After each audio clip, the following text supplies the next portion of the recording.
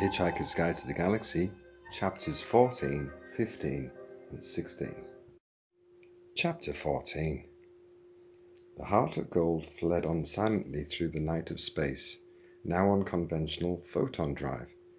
Its crew of 4 were ill at ease, knowing that they had been brought together, not of their own volition, or by simple coincidence, but by some curious perversion of physics.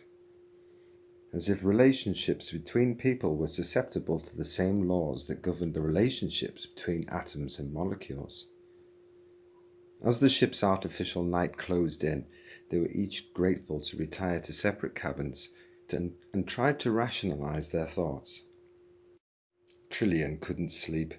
She sat on a couch and stared at a small cage which contained her last and only links with Earth, 2 white mice that she had insisted Zaphod let her bring. She had expected never to see the planet again, but she was disturbed by her negative reaction to the news of the planet's destruction.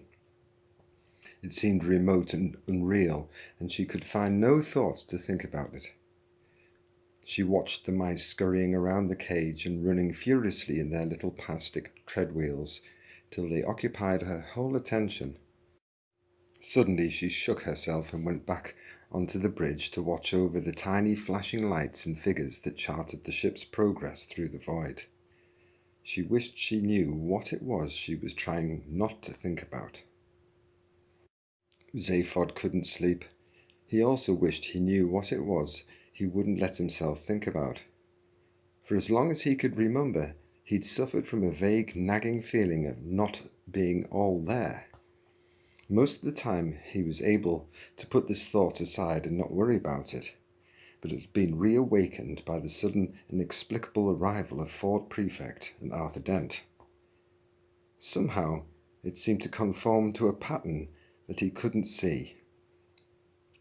Ford couldn't sleep. He was too excited about being back on the road again. 15 years of virtual imprisonment were over, just as he was finally beginning to give up hope. Knocking about with Zaphod for a bit promised to be a lot of fun, though there seemed to be something faintly odd about his semi-cousin that he couldn't put his finger on. The fact that he had become president of the galaxy was frankly astonishing, as was the manner of his leaving the post. Was there a reason behind it? There would be no point in asking Zaphod. He never appeared to have a reason for anything he did at all. He had turned unfathomably into an art form. He attacked everything in life with a mixture of extraordinary genius and naive incompetence, and it was often difficult to tell which was which. Arthur slept. He was terribly tired. There was a tap at Zaphod's door. It slid open. Zaphod? Yeah. Trillian stood outlined in the oval of light. I think we just found what you came to look for. Hey, yeah? Ford gave up the attempt to sleep. In the corner of his cabin was a small computer screen and keyboard. He sat at it for a while and tried to compose a new entry for the guide on the subject of Vogons, but couldn't think of anything vitriolic enough, so he gave that up too, wrapped a robe around himself, and went for a walk to the bridge. As he entered, he was surprised to see 2 figures hunched excitedly over the instruments. See, the ship's about to move into orbit, Trillian was saying. There's a planet out there. It's at the exact coordinates you predicted. Zaphod heard a noise and looked up. Hey, Ford, he hissed. Hey, come take a look at this. Ford went and had a look at it. It was a series of figures flickering over the screen. You recognize those galactic coordinates? No. I'll give you a clue. Computer. Hi, gang, enthused the computer. This is getting real sociable, isn't it? Shut up and show up the screens. Light on the bridge sank. Pinpoints of light played across the consoles and reflected in 4 pairs of eyes that stared up at the external monitor screens. There was absolutely nothing on them. Recognize that? spitted Zaphod. Ford frowned. No? What do you see? Nothing. Recognize it? What are you talking about? Hey, we're in the Horsehead Nebula, one whole vast dark cloud. And I was meant to recognize that from a blank screen? Hey, inside a dark nebula is the only place in the galaxy you'd see a dark screen. Oh, very good. Zaphod laughed. He was clearly very excited about something, almost childishly so. Hey, this is really terrific. This is just far too much. What's so great about being stuck in a dust cloud? Said Ford. Hey, what would you reckon to find here? Urged Zaphod. Nothing. No stars, no planets? No. Hey, computer! Rotate the angle of vision through 180 degrees and don't talk about it. For a moment, it seemed that nothing was happening. Then brightness glowed at the edge of the huge screen. A red star the size of a small plate crept across it, followed quickly by another, a binary system.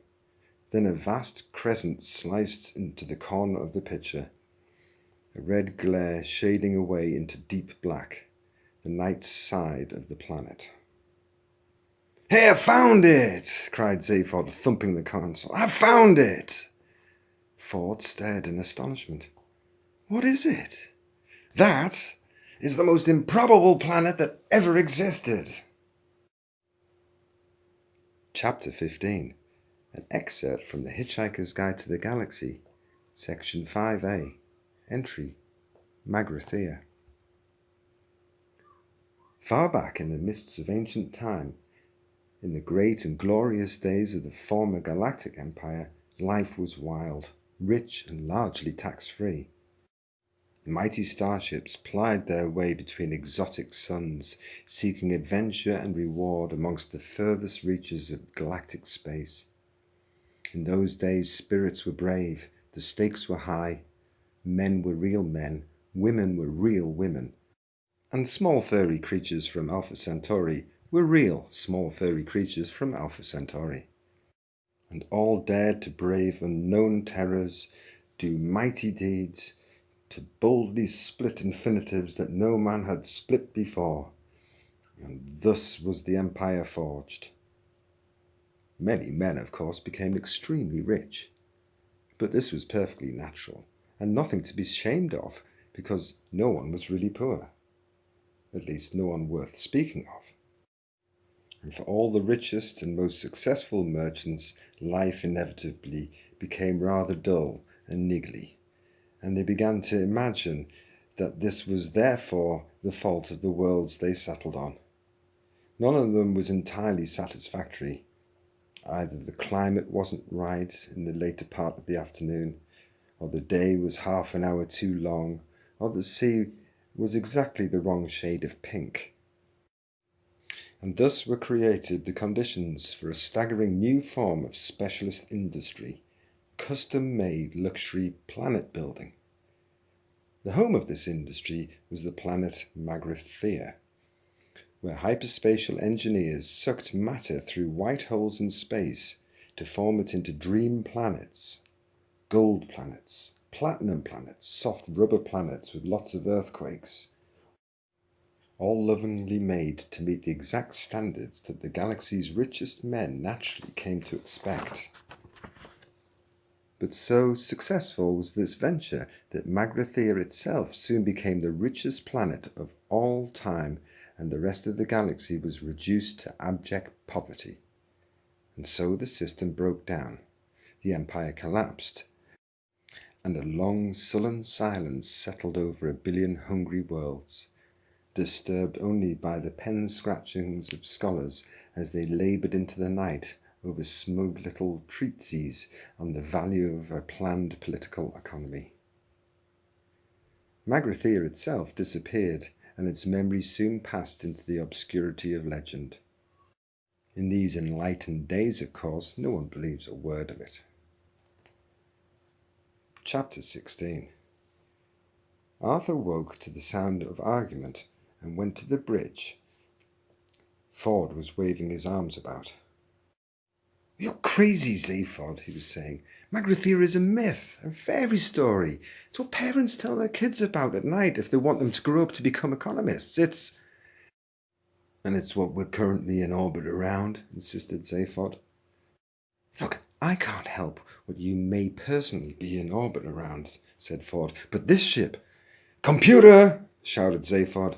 Oh no. Hi there! This is Eddie, your shipboard computer, and I'm feeling just great, guys, and I know I'm just going to get a bundle of kicks out of any program you care to run through me. Arthur looked inquiringly at Trillian. She motioned him to come on in, but keep quiet. Hey, computer, tell us again what our present trajectory is. A real pleasure, fella. We are currently in orbit at an altitude of 300 miles around the legendary planet of Magrathea. Proving nothing, said Ford. I wouldn't trust that computer to speak my weight. I can do that for you, sure, enthused the computer, punching out more ticker tape. I can even work out your personality problems to 10 decimal places if it will help. Trillian interrupted. Zaphod, any minute now we'll be swinging round to the daylight side of this planet. Whatever it turns out to be. Hey, what do you mean about that? The planet's where I predicted it would be, isn't it? Yeah, I know there's a planet there. I'm not arguing with anyone. It's just I wouldn't know Magrathea from any other lump of cold rock. Dawn's coming up if you want to see it.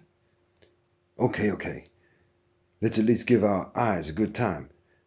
Computer? Hi there! What can I... Just shut up and give us a view of the planet again. The dark, featureless mass once more filled the screens, the planet rolling away beneath them. They watched for a moment in silence, but Zaphod was fidgety with excitement. We are now traversing the night side, he said in a hushed voice. The planet rolled on. The surface of the planet is now 300 miles beneath us. He was trying to restore a sense of occasion to what he felt should have been a great moment. Magrathea. He was piqued by Ford's sceptical reaction. Magrathea. In a few seconds, we should see that there. The moment carried itself. Even the most seasoned star tramp can't help but shiver at the spectacular drama of a sunrise seen from space. But a binary sunrise is one of the marvels of the galaxy. Out of the utter blackness stabbed a sudden point of blinding light. It crept up by slight degrees and spread sideways in a thin crescent blade. Within seconds, 2 suns were visible, furnaces of light, searing the black edge of the horizon with white fire. Fierce shafts of colour streaked through the thin atmosphere beneath them. The fires of dawn, breathed Zaphod. The twin sons of Solianus and Ram. Or whatever, said Ford quietly. Solianus and Ram, insisted Zaphod. The suns blazed into the pitch of space, and a low ghostly music floated through the bridge. Marvin was humming ironically because he hated humans so much. As Ford gazed at the spectacle of light before them, excitement burned inside him, but only the excitement of seeing a strange new planet. It was enough for him to see it as it was. It faintly irritated him that Zaphod had to impose some ludicrous fantasy onto the scene to make it work for him. All this Magrathea nonsense seemed juvenile. Isn't it enough to see that a garden is beautiful without having to believe that there are fairies at the bottom of it too? All this Magrathea business seemed totally incomprehensible to Arthur. He edged up to Trillian and asked her what was going on. I only know what Zaphod's told me, she whispered. Apparently Magrathea is some kind of legend from way back, and nobody seriously believes in it. A bit like Atlantis on Earth, except that the legends say that the Magratheans used to manufacture plants. Arthur blinked at the screens and felt he was missing something important. Suddenly he realized what it was. Is there any tea on this spaceship? He asked. More of the planet was unfolding beneath them, as the heart of gold streaked along its orbital path. The suns now stood high in the black sky. The pyrotechnics of dawn were over, and the surface of the planet appeared bleak and forbidding in the common light of day, grey, dusty, and only dimly contoured. It looked dead and cold as a crypt. From time to time, promising features would appear on the distant horizon. Ravines, maybe mountains, maybe even cities. But as they approached, the lines would soften and blur into anonymity, and nothing would transpire. The planet's surface was blurred by time, by the slow movement of the thin, stagnant air that had crept across it for century upon century. Clearly, it was very, very old. A moment of doubt came to Ford as he watched the grey landscape move beneath them. The immensity of time worried him. He could feel it as a presence. He cleared his throat. Well, even supposing it is. Which it is, said Zaphod. Which it isn't, continued Ford. What do you want with it anyway? There's nothing there. Hey, it's not on the surface, said Zaphod. All right, just supposing there's something. I take it you're not here for the sheer industrial archaeology of it all. What are you after? One of Zaphod's heads looked away.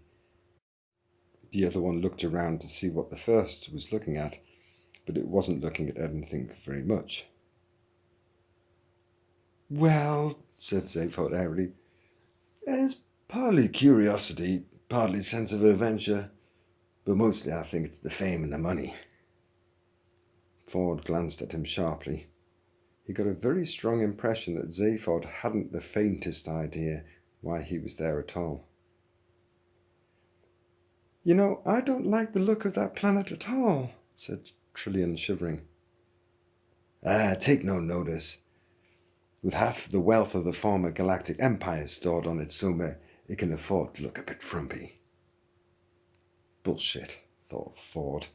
Even supposing this was the home of some ancient civilization now gone to dust, even supposing a number of exceedingly unlikely things, there was no way that vast treasures of wealth were going to be stored there in any form that would have any meaning now.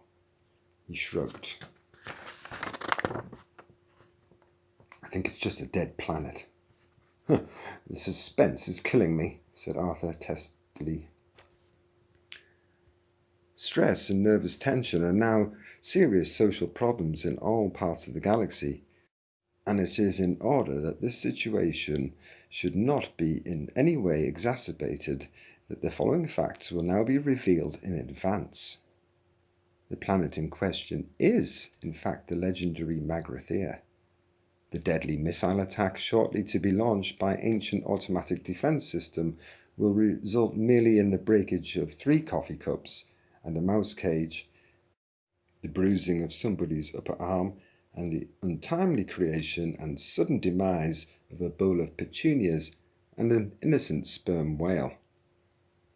In order that some sense of mystery should still be preserved, no revelation will yet be made concerning whose upper arm sustains the bruise. This fact may safely be made the subject of suspense, since it is of no significance whatsoever.